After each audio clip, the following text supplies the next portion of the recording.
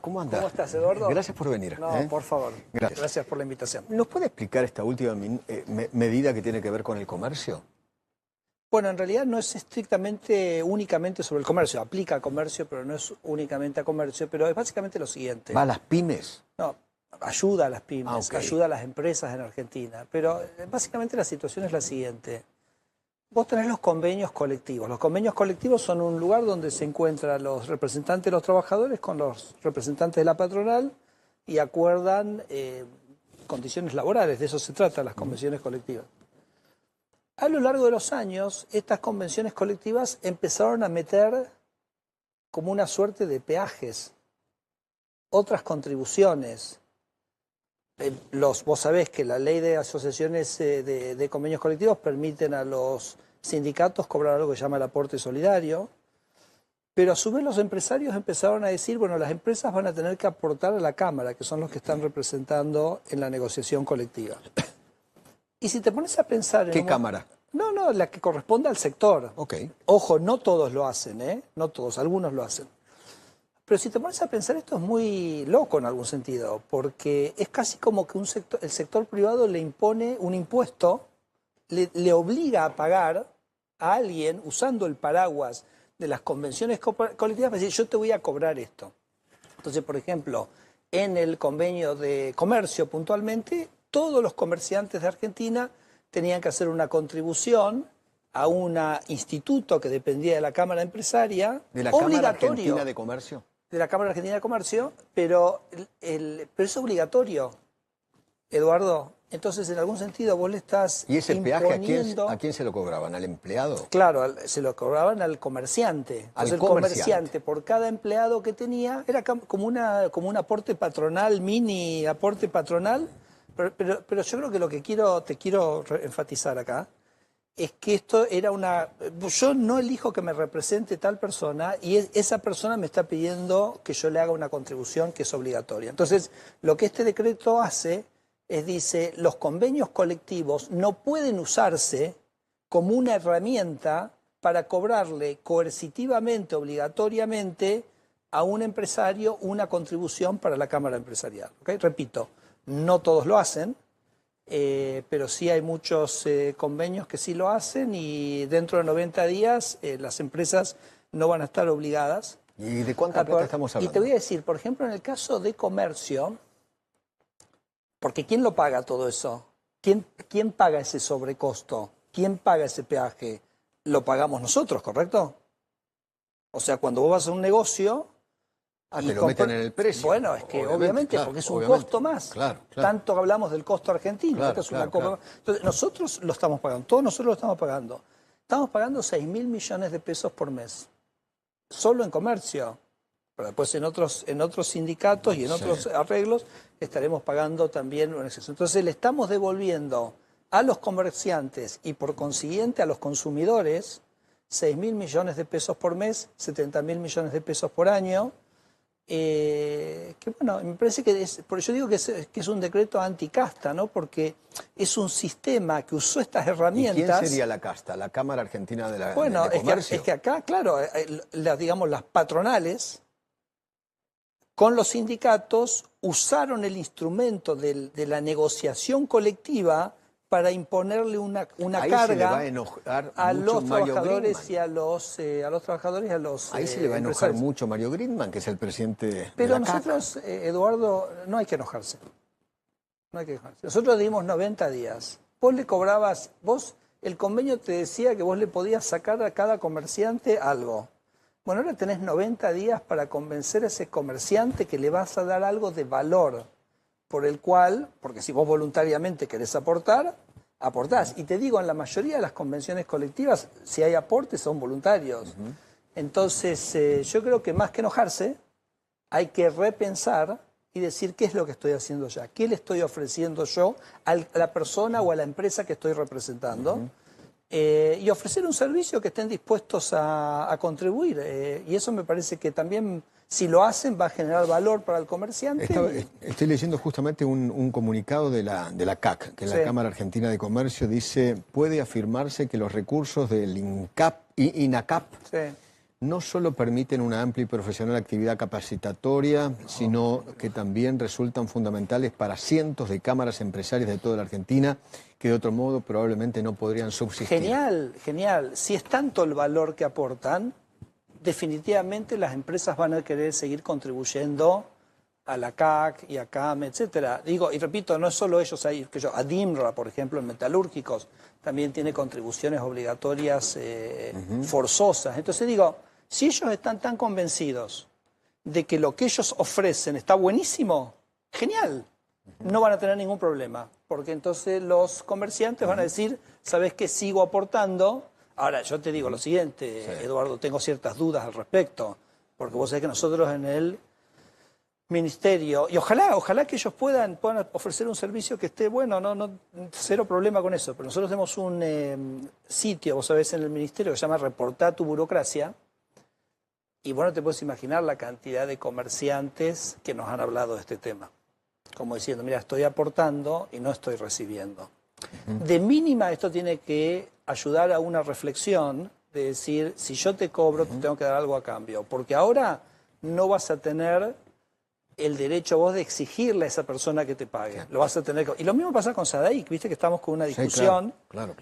Si me permitís. Eso es una caja eterna de hace añares. Bueno, entonces es increíble, ¿no? Porque eso viene del año 68. Claro, yo he hecho mucho énfasis que eso Pero muchos quisieron ir por esa caja y no pudieron. Muchos gobiernos.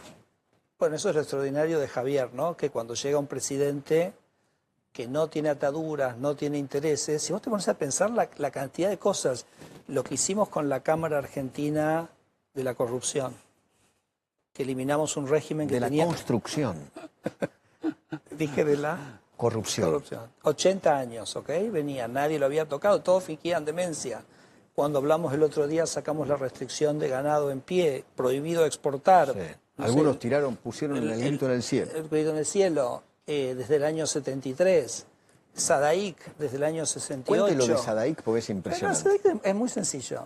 Cuando vos tenés sos por ejemplo un cantante y haces una canción, vos cuando alguien reproduce esa canción tenés que cobrar un derecho, es una cosa totalmente obvia, sos dueño del derecho de propiedad de esa canción. Esa reproducción puede ser privada o puede ser pública. Si la representación es privada, vos típicamente pagás tu derecho, por ejemplo... No sé si alguno que acá nos está escuchando que usa Spotify, Spotify en cierto sentido le reconoce y le paga cada vez que se reproduce la canción de un cantante. Después tenés la reproducción pública. Entonces, como la reproducción pública, por ejemplo, que acá en tu programa vos pasaras alguna cortina musical o lo que fuera. Entonces, alguien tiene que hacer como un raconto de cuántas veces se pasó su tema y en función de eso se cobra y en función de eso se le paga al artista. Entonces, eso está fenómeno, es así en todo lugar del mundo y es parte esencial del derecho de propiedad de la creación artística. En el año 68, Onganía decidió que eso lo iba a hacer una única empresa, a la cual la licencia para cobrar esos derechos se los iba a dar el Estado. ¿Por qué lo hizo Onganía así? Lo hizo porque él quería tener el control de la cultura. Porque vos controlás la caja... Y entonces condicionás al artista. Yo hago una canción de rock de protesta, al gobierno no le gusta, entonces esta empresa, que en realidad su poder de cobrar se lo dio el Estado, dice, bueno, entonces, che, no sé si vas a cobrar, te tiro más. ¿Se entiende lo que estoy diciendo? Entonces nosotros lo que hemos dicho en este decreto es que ese monopolio no va más. O sea, no hay más monopolio. Quiere decir que si vos, por ejemplo, SADAIC ofrece un servicio que es malo, te cobra mucho, puede aparecer otra sociedad de gestión colectiva de derechos, se llama gestión colectiva de derechos, porque le está como protegiendo el derecho a muchos artistas. Bueno, y vos elegís, mirá, me parece que esta sociedad me protege mejor mis derechos, me cobra menos, la quiero usar, la puedo usar. Entonces, eso que estaba prohibido... porque había ese monopolio que había puesto Onganía, entonces hoy no está más ese monopolio. Ahora hay que ver, ¿no? Hay que ver si la gente busca otra cosa, si está contento con SADAIC, si propio, como hablábamos la acá, por ahí SADAIC mismo dice, che, ahora que tengo un posible competencia, ¿sabes qué? Me pongo las pilas. SADAIC tiene 400.000 temas no clasificados, cobra los derechos pero no se los paga a nadie, ¿ok? Me dicen que, no sé, que las canciones que tienen ñ o acento SADAIC, el sistema informático no los toma, no sé si será esto cierto o no, pero entonces las canciones, no hagas una canción con ñ en el título porque no la vas a cobrar más. No la vas a cobrar nunca. Y lo otro que hacemos, que me parece que es una cosa, me parece muy obvia, es que vos como artista, si querés, podés gestionar tus propios derechos. Para toda tu producción o para parte de tu producción. Entonces una cosa que a mí me parece totalmente natural es que un conjunto de rock que va a hacer un espectáculo en un lugar pueda arreglar con el productor cuáles van a ser los términos de ese contrato. Y se acabó la historia ahí. No es que esa plata tiene que ir a SADAIC, SADAIC les cobra un peaje por gestionar lo que había arreglado con el productor, ¿se entiende? Entonces, a partir de ahora, si un conjunto quiere negociar individualmente, lo puede hacer y no necesita tener un intermediario que le coma 20, 30, 15% de sus ingresos. Y por ahí dice, eso lo hago yo por mi cuenta, no tengo ningún problema, es una discusión bilateral con los productores y lo que es la música en general, la que pasa en las radios, sí, contrato una sociedad de gestión colectiva, porque eso no voy a andar yo mirando cuántas veces Eduardo Feynman pasa mi tema, ¿se entiende? Entonces, lo que digo es, siempre Javier es lo mismo. El presidente Milei siempre va a hacer lo mismo. Él lo que te va a dar es más libertad. Nunca te va a decir, lo tenés que hacer así o lo tenés que hacer asá. Te va a decir, ¿sabes qué? Hoy te doy más opciones. Entonces yo les digo a los artistas, ¿están contentísimos con SADAIC? Sigan en SADAIC. Cero problema, buenísimo, aplaudo, ningún problema. ¿Alguien quiere competir la SADAIC? Buenísimo, porque esa competencia va a hacer que la propia SADAIC gestione más eficiente, con menores costos. Ahora, es muy impresionante, ¿no? Porque yo hago un cumpleaños en mi casa y por ahí me cae SADAIC. No, ya no más. No, pero eso ya lo resolvimos hace meses, ¿te acordás? ¿Eso ya está resuelto? Aclarémoslo porque es importante. Nosotros hace unos 4 o 5 meses cambiamos la reglamentación de la ley de... Esto es las fiestas de SADAIC de la casa de la gente, así que creo que a la gente le importa, ¿ok? Claro. ¿Qué pasaba? La reglamentación era del año 1930. Entonces la reglamentación decía que todo lo que era fuera del hogar era una reproducción pública. Porque una cosa es cuando vos compras un disco, lo tocas en tu casa, vos pagaste el derecho al comprar el disco. Estoy pensando en viejos tiempos, ¿correcto?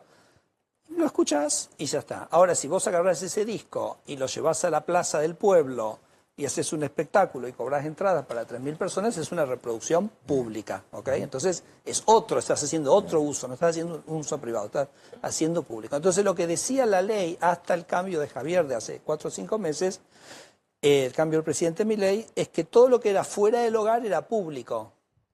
¿Por qué, Eduardo? Porque era una reglamentación del año 30. En el año 30 no teníamos parlantes, no teníamos...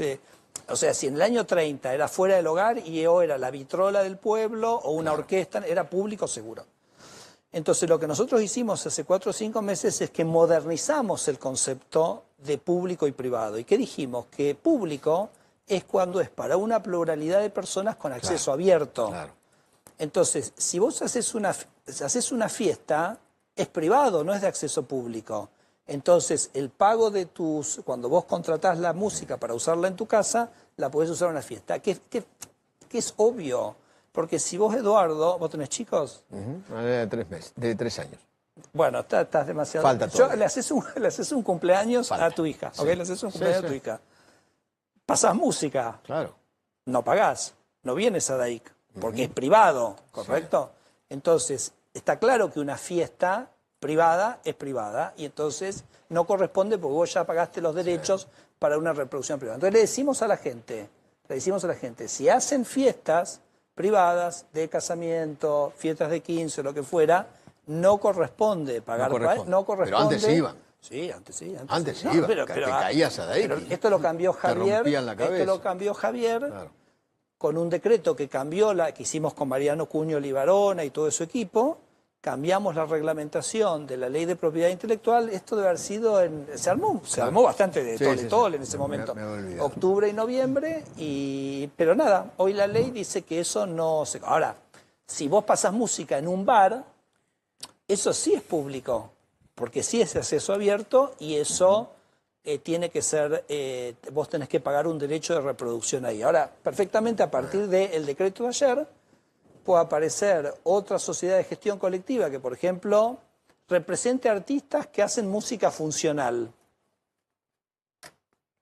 Y entonces van por los bares, etcétera, y dicen, mira, yo represento a estos artistas, vos querés pasar esta música, yo te voy a cobrar tanto. Bueno, eso puede ocurrir a partir de ahora de la desregulación. Willy, querido. Disculpame que me extendí un poco, no, por pero... favor, no, por favor. Sí, ministro, más que nada una aclaración. En las negociaciones paritarias también había otro peaje que era el famoso aporte solidario, es decir, trabajadores que en la paritaria daban aumentos de, pongámosle, 10, 15, 20%, sin estar afiliados al gremio, veían descontado de su salario, ponele 2%, por, si querés, la generosidad de haber negociado la paritaria en representación de ellos. ¿Eso queda borrado a partir de hoy? No, lamentablemente no. No, lamentablemente no. No, espera. ¿Cómo que no? Cuando yo digo la casta, ¿no? Entonces la casta empresaria, la casta sindical. La casta empresaria había cobrado estos peajes, que te digo, son ilegales porque son como un impuesto que vos le pones, lo que hablábamos al principio, eso queda derogado. El aporte solidario, lamentablemente está en la ley de convenciones colectivas, artículo 9. Nosotros intentamos o propusimos eliminarlo, no sé si te acordás, por allá por el decreto 7023, estaba en el capítulo laboral. Decíamos que, porque Eduardo, esto es que cuando vos sos un trabajador, no estás afiliado a un gremio, pero igual te hacen como un descuento de la cuota sindical, ¿no? Entonces, como una suerte de cuota sindical que se llama aporte solidario, entre comillas. Entonces nosotros en el DNU 70 propusimos que eso solo podía ocurrir si había un consentimiento explícito del trabajador de que lo hiciera. Eso solidario es obligatorio. Claro, solidario entre comillas. Claro. Bueno, claro. Eso quedó lamentablemente en la cautelar, ¿te acordás del capítulo ese? Así que bueno, ese es un pendiente que tenemos, definitivamente. Yo cuando recorro el mundo y cuento que el sindicalismo en Argentina se lleva 2-3% de la masa salarial formal de los trabajadores, medio como que... a ver, decímelo de nuevo, porque es como que no se puede creer, pero en Argentina eso está en la ley y eso es lo que el presidente Milei llama el modelo de la casta. ¿Qué es el modelo de la casta? El modelo de la casta es usar una arquitectura legal para generar una transferencia de recursos de todos nosotros como trabajadores y nosotros como empresarios, a estas castas, ¿okay? Las castas empresarias o las castas sindicales. Así que esto es lo que el presidente Milei vino a desterrar, lo que hoy hicimos es un ejemplo directo. Lo que vos me estás preguntando, Willy, tiene que ver con lo que intentamos hacer en el DNU 70. Bueno, y la democracia es así. Obviamente. La democracia es así, hay cosas que se pueden hacer, ¿no? Se vuelve a intentar y seguiremos. El gobernador Kicillof acaba de abrir su periodo ordinario de sesiones en la provincia de Buenos Aires, discurso, etcétera, etcétera. En el medio del discurso dijo algo así como que el plan de gobierno y económico es inestable y frágil. Me gustaría que lo escuche y me gustaría una opinión sobre eso. Sí, por supuesto. Pasando limpio, se está destruyendo el entramado productivo argentino y bonaerense. Se están expulsando trabajadores del mercado laboral. Se están precarizando las condiciones de trabajo y deteriorando las condiciones de nuestra industria a corto y mediano plazo. Hay muchos perdedores y pocos ganadores. Y eso da como resultado una mayor concentración de la riqueza en pocas manos, más desigualdad, menos oportunidades y, por ende, menos libertad para las mayorías. Este modelo resulta sumamente injusto, inestable y frágil. En concreto, para sostenerse requiere de un flujo permanente de dólares que permita sustentar el tipo de cambio. Injusto, inestable y frágil. Bla, bla, bla, ¿ok? Son frases hechas, son estereotipos, son... Javier Milei, en la transición, la pobreza llegó a valores que nos heredamos del gobierno anterior, por encima del 50%. La pobreza en este momento está en 35%, según los datos de la Universidad de Itela que el presidente menciona. 16, 17 puntos de caída en los niveles de pobreza. Se produce porque uno tiene un plan de corrección fiscal que ha permitido que le cobremos menos impuestos a los argentinos, en particular el impuesto inflacionario, por eso cae la pobreza tanto. Y en un contexto de una economía que en el primer año de Javier Milei creció 5%. repito, en el primer año, cuando uno toma el momento que Javier asume, que es diciembre del año 2023, y esto es datos, ya no estoy especulando, es los datos del INDEC, y uno lo compara, el EMAE puntualmente estoy hablando, con el EMAE de diciembre del 24, un año después, la economía se expandió 5%. Sí. Pero digo, déjame decir una cosa, Eduardo. El gobierno en ese periodo bajó su gasto 5%. Al bajar el gasto permitió cobrar menos impuestos, como te digo, principalmente el impuesto inflacionario. Quiere decir que se le transfirió al sector privado capacidad de gasto por 10 puntos del PBI. Los 5 que el gobierno dejó de gastar y que le dejó de cobrar impuestos, y los 5 que creció la economía. Entonces, yo diría al gobernador, que digamos estuvo gobernando fue una parte central del kirchnerismo que nos legó desde el año 2011 una economía sin crecimiento, con inflación creciente y pobreza creciente. Bueno, tomo lo que dice como una cosa que tiene que decir políticamente, que no tiene absolutamente ningún asidero. Estoy seguro que él sabe que no tiene ningún asidero, pero bueno, dice eso porque... Ahora, ¿por qué este crecimiento y esta transferencia de dineros hacia la gente quizás en una gran mayoría no se siente en el metro cuadrado? Porque los alquileres crecieron, los servicios crecieron, el agua, la luz, el gas, las expensas. Eso ha crecido de una manera impresionante y eso la gente lo siente en el bolsillo. Bueno, me gustaría un poco contextualizar eso. Los alquileres no han crecido. Los alquileres del momento en que Javier asumió en valor real, es decir, comparado con la inflación, ¿no? Obviamente han caído aproximadamente un 30%. Pero yo hablo del bolsillo de la gente. No, bueno, pero el alquiler es un gasto muy importante. Yo digo que ese gasto y sumado a todo lo que yo le digo, es un pelotazo, ¿no? Un pelotazo. Pero además, si vos mirás la evolución del salario real, ni hablar del salario en dólares, ¿no? Por supuesto, porque realmente el kirchnerismo nos había llevado a salarios en dólares que eran de los más bajos, de lo cual no hay nada que celebrar de eso. No hay nada que celebrar de tener los salarios de países como Belice o Haití o países muy pobres. Entonces, durante la recuperación de la economía, que empieza con fuerza a partir de finales del segundo trimestre de este año, los salarios reales, vos sabés que vienen recuperándose sostenidamente, ¿no? Entonces me parece que eso en algún sentido, por supuesto, ¿no? Uno siempre quiere estar mejor, digamos, lo que el kirchnerismo nos hizo caer mucho. No se puede pretender que Javier en un año transforme esto en Dinamarca. Uno empieza un proceso de recuperación, pero, repito, de una caída muy, muy significativa durante el kirchnerismo. Y yo creo que la gente lo que más siente es esa esperanza, ¿no? De que acá algo cambió, que me parece que estamos yendo a una situación claramente de estabilidad macro, porque Javier Milei toma el toro por las astas, ¿correcto? O sea, hace lo que nadie hizo. O sea, todos hicieron un montón de planes de estabilización, que sí, que sa, pero nadie agarró y dijo, yo no quiero tener déficit fiscal y voy a corregir el déficit fiscal. Y Javier Milei lo corrigió en un mes, lo sostuvo, lo mantiene, y yo creo que el superávit fiscal, que es lo que le da la sustentabilidad al programa y es lo que lo hace estable y lo que hace muy poco vulnerable, a mi entender, es un superávit fiscal que se va a consolidar por dos motivos. Primer motivo, porque la recuperación te aumenta los recursos. Pero segundo, porque el presidente nos ha dicho, ustedes no pueden cejar en la tarea de eficientizar el gasto. ¿Okay? Entonces nosotros, si vos ves, y los anuncios que hemos tenido, hoy Manuel Adorni anunció, digamos, una reestructuración muy importante en capital humano, sí, de la que si querés podemos hablar, pero que se terminan siendo aproximadamente unas 3.000 personas. Ahí usted también agarró la motosierra y... Claro, lo que pasa es que uno encuentra un Estado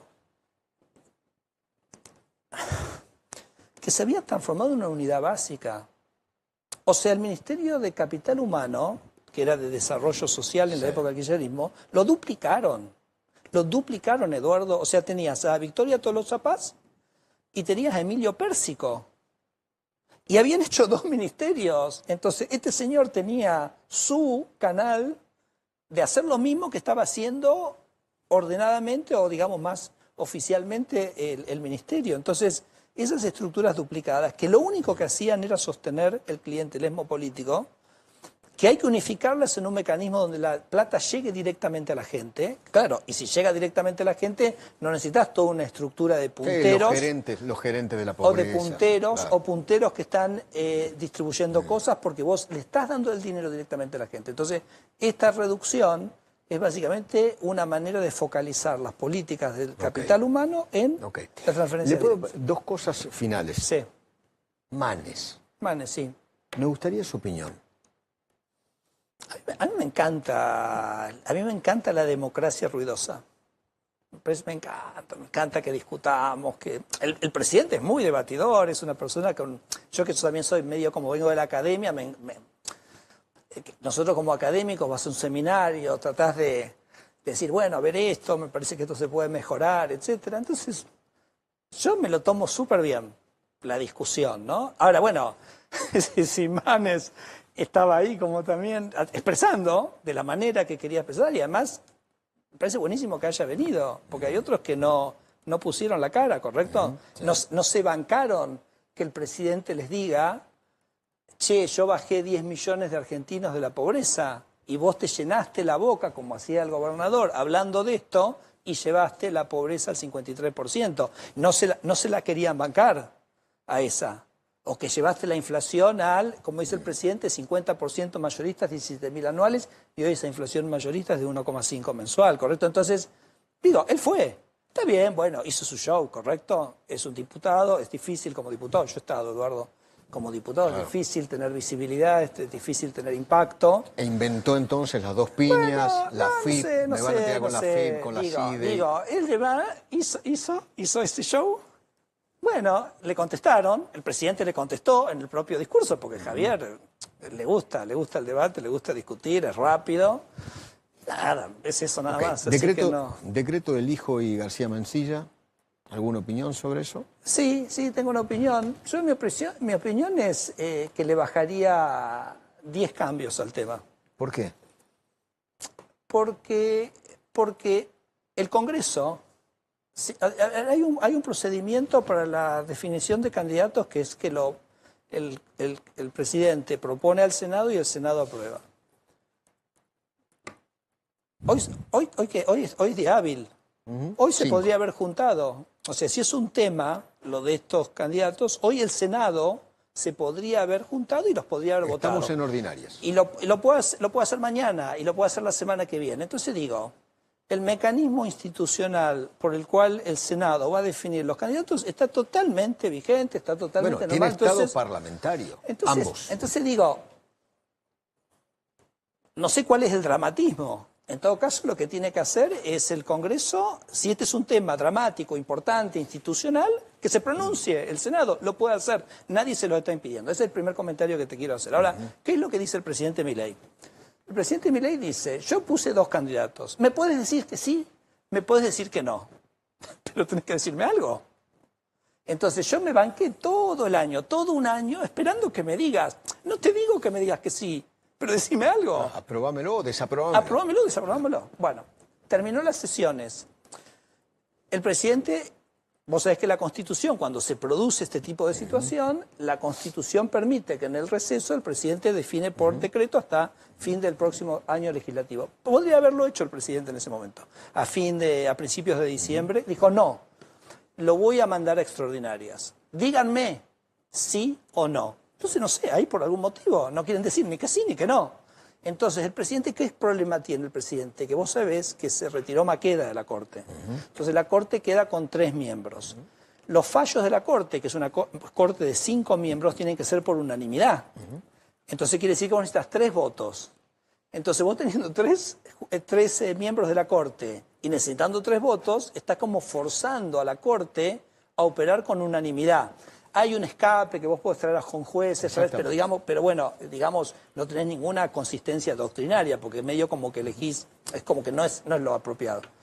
Entonces, la renuncia de Maqueda, de alguna manera, precipita un funcionamiento, digamos, complicado de la Corte, porque es como que le estás exigiendo a la Corte una unanimidad que la Constitución no requiere. Entonces el presidente lo que dijo es, miren, para tener un funcionamiento, ni hablar, esperemos que no pase, porque los miembros son bastante jóvenes, pero suponete que le pasara algo a algún miembro de la Corte, no podría haber fallos. Entonces el presidente dice, voy a poner en comisión hasta noviembre de este año a estas dos personas, en el interín decidan, a ver si se deciden por sí o por no. Y esa es la historia. Me parece que no tiene mucho más vuelta que eso. Ministro, gracias por venir.